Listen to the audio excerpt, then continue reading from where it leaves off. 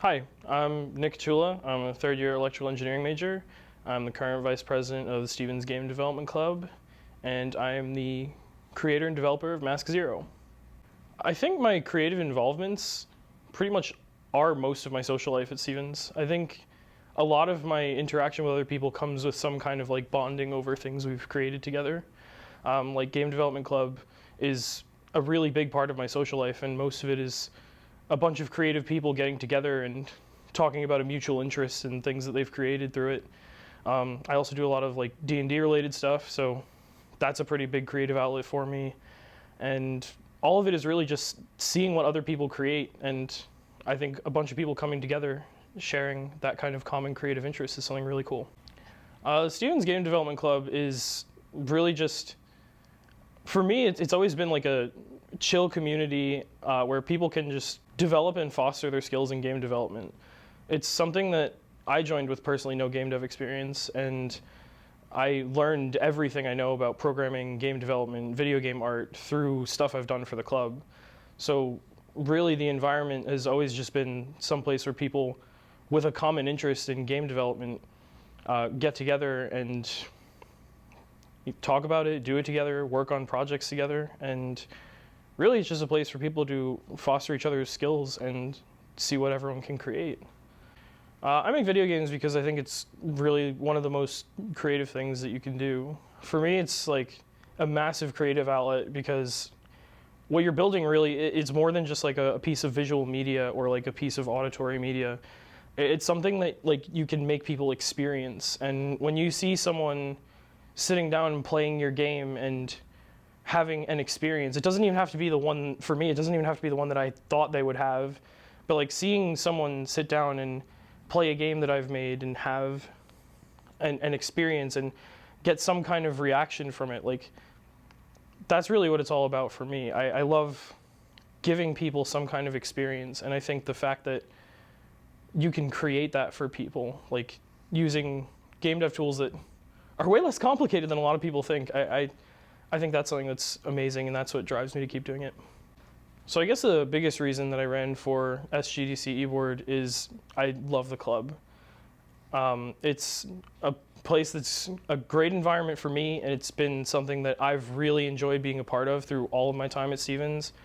I love the creative community it creates. I really enjoy the atmosphere of the club. I enjoy the way people interact with each other. So the biggest reason was because I loved the club and I wanted to see it grow and do as well as it could. That being said, I saw, from my perspective, there were some assets that I could bring to the table that would help improve the way the club was run at least a little bit. I saw that there were some tools that the club had, like social media and our website, that weren't necessarily being used as effectively as I felt they could have been. And having some PR experience in the past, I felt like I could really bring those tools out and use them to more of their full potential. And I also felt like having former experience working on an eBoard team, I could bring to the table some leadership and organization skills just to help everything run a little bit more smoothly. So TLDR, I love the club a lot, and I saw that there were things that I could bring to the table to help it run a little better. My personal creative process usually starts with some kind of like really vague, arbitrary concept. I'll use the game I'm going to talk about today as an example. That's a good one. I was arbitrarily like doodling in a book that isn't even like a sketchbook or anything. It was literally, full disclosure, it was a notebook for one of my classes. But I just doodled this random character, and I gave him this nice little mask, and I just got this thought in my head, like what if I had like 4 of these and they just had different colored hair and different colored ties, and that's the premise of a game. And for me, it always starts with a concept that's as vague as that. And from there, I just kind of like take a general idea and build small things on top of it a little bit at a time. So I'll take this one idea and then I'll say, all right, this is the kind of world I want him to be in. This is the kind of environment I want him to move around in. This is the kind of objective he's got. This is the kind of obstacles he'll face. And I just add like small layers at a time until eventually I've got something that's way more fleshed out than just a vague idea. So the game we're going to look at later, Masque Zero, started from that concept of just like the guy wearing the mask and changing, like him having some little companions with different colored hair and ties. And it's I guess I'd call it a single player co-op game, because you've got anywhere from 1 to 4 characters on the screen at one time, but one player controls all of them at once. And the goal is to get all 4 of them to work together and solve puzzles. And the puzzles just involve getting the 4 of them to stand on buttons. And it's a pretty straightforward concept, but I had a lot of fun with the design, and I think going from 1 to 4 characters that a player controls at once really steps up the challenge of a simple puzzle platformer. So this is Masque Zero. Here's the title screen.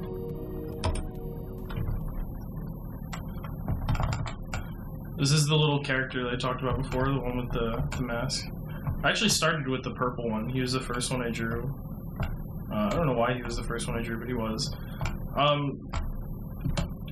So this is just kind of like a room that I try to show people, generally when they're playing, like, one step at a time how to do things in my game. So this room is literally, you just walk to the right and you see this door and you can't walk through it at first.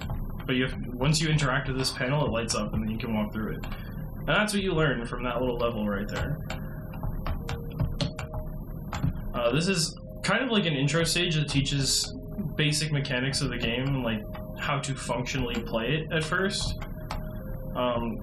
So you learn a little bit about what you can do and things you can interact with. So you learn that when you step through these little panels of light, you make these bridges actual solid objects as opposed to transparent things that you would otherwise fall through. You also learn that there are a bunch of jumps that you can't just regularly jump over. So there's got to be some other way to get over this giant wall that you can't just hop up. In the controls of the game, which are on the itch.io page, it states that you can press shift to place your drone, so, well, that's the only thing I have left to do. So I place it down, and the drone pretty much functions as a solid object. So now I can jump onto the drone and jump up here. And this stage here was designed to kind of guide the player through learning what the core mechanics of the game are. And as a developer, I wanted to build this stage to pretty much show people what the basic functions were and how they would work. So, likewise, this panel interacting with it will light up a door and then you can walk through it. Now, this stage introduces the second of 2 core mechanics about this game that make it different than a puzzle platform where you just kind of jump on things and press buttons. Now I've got 2 people, and you quickly learn that you're controlling both of them at the same time with the same controls, and they move completely simultaneously. So this is the first level where you experience as a player moving 2 people at once, and this is kind of designed for you to get used to it a little bit. There are a lot of things that you can just kind of play around with in this level. Like, you'll notice that if you press the drone button, you can place both of the drones at the same time. And you'll also notice that if you go out of your way to fall into a pit, if even one of them dies, the whole level resets, so you can't soft lock yourself. But this was designed just to get the player kind of used to controlling multiple characters at the same time. So you learn a little bit about how they can interact with each other and what the goals of the level are. Like, you'll notice here that this door is not open, and if I try to interact with this panel, nothing happens. But there's a green button up there. You'll also notice that the purple guy can't interact with the green button. But getting the green one to step on the green button not only depresses the button, but it lights up this little panel here. And so this is just kind of meant to show the player that by pressing this green button with your green friend over here, you can light up this panel and press it the same way you press the other ones. And then he dies and the door opens. So the moral of this game is you kill your friends to progress in the game.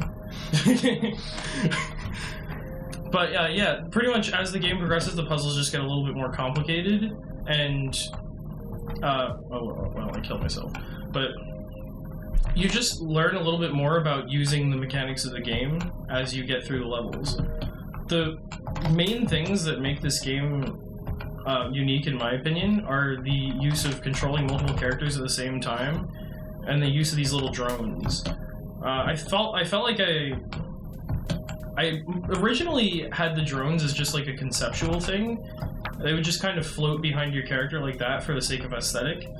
But I'm really glad I added the drones into the game as an actual like thing, because I think it adds another level of depth to the gameplay that without the drones being there, it would just kind of be a boring platformer where you jump around with two guys and get one of them to stand on a button so you can murder him. Yeah, the puzzles just get more complicated and more in-depth, but the goal of this type of game, I don't really want to spoil too much of the gameplay, to be quite honest, but the goal of this game when I was designing it was to slowly build up the player throughout the course of the game. By teaching like small things in little increments, I tried really hard to like develop the player's skills and develop their ability to get through the levels while simultaneously making the levels more difficult. So I've got 3 dudes right now, which is obviously a step up in complexity from 2 dudes, but all the things that exist in the little level before me are all things that are familiar to the player. So like I've shown the player these little panels of light before, and you can see that if you walk through that bridge before the green guy touches this, you fall through it and die. But that's something that the player's already seen. There's nothing here that's unfamiliar. It's just taking a whole bunch of familiar concepts and stepping up the complexity of it a little bit. And this was mostly just me as a developer trying to build a game that players could work their way through by learning one step at a time. And I really think that's important in the design of a puzzle game, because if you throw your player into some giant complex puzzle right off the bat, it'll be really intimidating and a lot of people won't know what to do, and I learned that the hard way when I was playtesting this. But there are also there's the other end of it, where if you make the puzzles ridiculously simple and they're mostly just things you can kind of turn your brain off and run through, they're extremely unsatisfying to complete. So yeah, the premise of the game is this weird kind of single-player co-op where you control all 3 of these guys at the same time, and the main tool that they have to get around, other than just jumping, is their drones. And the way they can interact with each other, and the way their drones interact with each other, is what I think makes this game something pretty cool. You can also you can lock them in drones, which I decided was a feature instead of a bug. A lot of people have used it to a big advantage when playing the game, but... Oh, I guess it's important to mention, this game was made for a 2-day game jam back in the fall of 2018, and this game is like my child, because it's the first game that I really worked on until it was finished to a point that I was like satisfied with how polished it was. And it's something that I did entirely on my own, so it's something that I hold a lot of personal pride in having made, and it's definitely something that I'm satisfied with the development process of. I wish I could show my GMS like project file. This is made in GameMaker Studio, by the way. I wish I could show my GameMaker Studio project file, because it's got the like the test level in it, and the test level is fucking hilarious. It's got like every single thing in the game in one like tiny cramped space, and a lot of the blocks are like stretched out and distorted. But pretty much the way I like designed the game and went through developing it is I started with like the concept of moving multiple characters at the same time, and first got that working. And once I got that working, I did some like fundamental basic level design, just drawing on a piece of paper. deciding what I wanted my levels to look like and what the puzzles were actually going to be. And once I did that, I started trying to build mechanics, and that's where things got a little bit more tricky as far as actual development stuff goes. But I implemented the mechanics one at a time in a giant test level, and now in my GameMaker project file there's one spot where every single object in the game lives all at once, and it's pretty hilarious actually. So now, actual spoilers ahead, I'm gonna solve the rest of the puzzles if you want to see what the rest of the game looks like, but if not, I would definitely recommend, I mean it's a puzzle game, so if you want to actually play it, don't watch all the solutions to the puzzles, it'd kind of ruin it. But, yeah, here we go.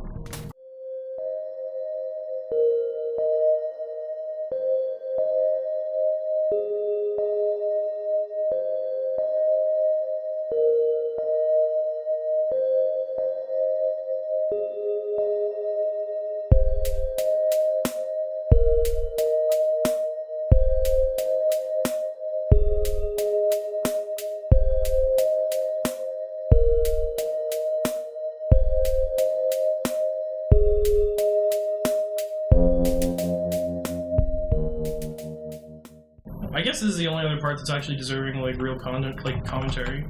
I say this game is my most like finished and polished project because this is the only game where I actually got to add like a real legitimate ending.